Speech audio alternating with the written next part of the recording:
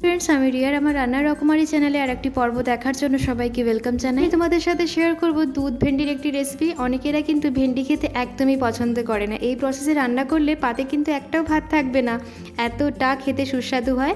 শুরু থেকে শেষ পর্যন্ত দেখার অনুরোধ রইল। এদিকে ভেন্ডিগুলোকে ধুয়ে কেটে নিয়েছি। কাটার প্রসেসটা আমি আর দেখালাম না, মুখেই বলে দিচ্ছি।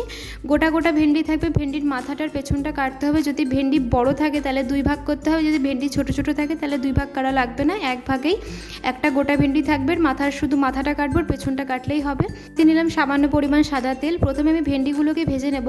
ভেন্ডিগুলো মিনিমাম 20 থেকে 30% মধ্যে ভাজবো, বেশিক্ষণ আমি ভাজবো না, কেন কি একদম কচি ভেন্ডি বেশিক্ষণ ভাজলে পরে একদম গলে যাবে, তার জন্য 20 থেকে 30% মতো আমি ভেন্ডিগুলো ভেজে নামিয়ে নেব। নামিয়ে নেবার পরে সাদা তেল দিলাম কড়াইতে, দিয়ে দিলাম একটা শুকনো লঙ্কা, আর এদিকে কাঁচা লঙ্কা চিড়ে দিয়েছিলাম, আর দিয়েছিলাম পেঁয়াজ কুচি। হালকা হালকা করে লাল লাল করে ভেজে নেব। ততক্ষণে আমি একটু মশলা রেডি করে নিই। এদিকে একটা বাটিতে দিয়ে দিয়েছিলাম হলুদ, আর দিয়েছিলাম জিরে গুঁড়ো আর কাশ্মীরি রেড চিলি পাউডার, আর সামান্য মতো দিয়েছিলাম একটু সবজি মশলা যদি তোমরা না চাও তাহলে স্কিপ করে যেতে পারো, আমি সামান্য পরিমাণ মতো দিয়েছিলাম। এবার এদিকে দিয়েছিলাম রসুন বাটা, আদা বাটাটা দিইনি, জাস্ট রসুন বাটাটাই যাবে। এবার ভালো করে নাড়াচাড়া দিয়ে নেব। আর যে মশলাটা আমি গুলে রেখেছিলাম, এই যে জিরে গুঁড়ো হলুদ গুঁড়ো, সেটাকে আমি দিয়ে নেব। মশলা দেওয়ার পরে আমি 2 থেকে 3 মিনিট মতো একটু মশলাগুলোকে ভালো করে একটু কষিয়ে নেব। তলায় লেগে যাচ্ছিলো বলে সামান্য পরিমাণে এটা আমি দুধ ইউজ করছিলাম। আর এখানে দিয়ে দিলাম যে ভেজে ভেন্ডি রেখে দিয়েছিলাম, সেই ভেন্ডিগুলো দিয়ে এবার ভালো করে মশলাগুলোকে মিক্স করে নেব।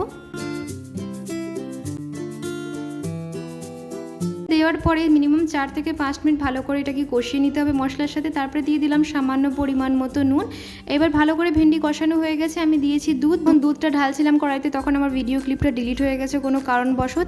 এখানে পরিমাণ মতো দুধ দিয়েছিলাম, বাটি ধোয়া জল দিয়ে দিয়েছিলাম, কিন্তু দুধ ভেন্ডিটা একদম গা মাখা হবে, একদম রসা রসা হবে না, তার জন্য আমি পরিমাণ মতোই দুধ দিয়ে 2 মিনিটের মতো ঢেকে দিয়েছি।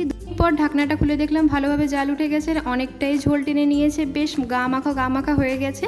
এবার আমি একটু নাড়াচাড়া দিয়ে, গ্যাসের ফ্লেমটা কিন্তু হাই থাকবে, আর একটু সামান্য পরিমাণ যে মিষ্টি খাও সেই পরিমাণ মতো মিষ্টি দেবে। সামান্য পরিমাণ মতো আমি দিয়েছিলাম চিনি। এটা দেওয়ার পরে মিনিমাম 2 মিনিট মতো একটু ভালো করে জ্বালিয়ে নেব, যাতে চিনিটা পুরোভাবে গলে যায়। এবার আমি কি গরম গরম সার্ভ করে নেব। দুধ ভেন্ডি সম্পূর্ণভাবে তৈরি হয়ে গেছে। আমি এবার একে গরম গরম প্লেটে সার্ভ করে নিচ্ছি। এটা রুটি বা ভাতের সাথে খেতে ভীষণ ভালো লাগে।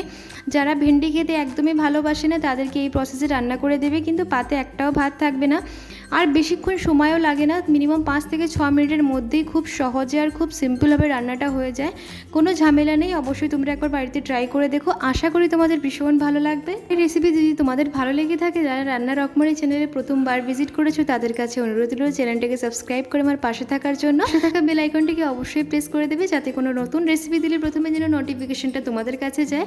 নতুন একটি রেসিপি নিয়ে আবার দেখা হবে। আসি তাহলে, ভালো থেকো, সুস্থ থেকো, ধন্যবাদ।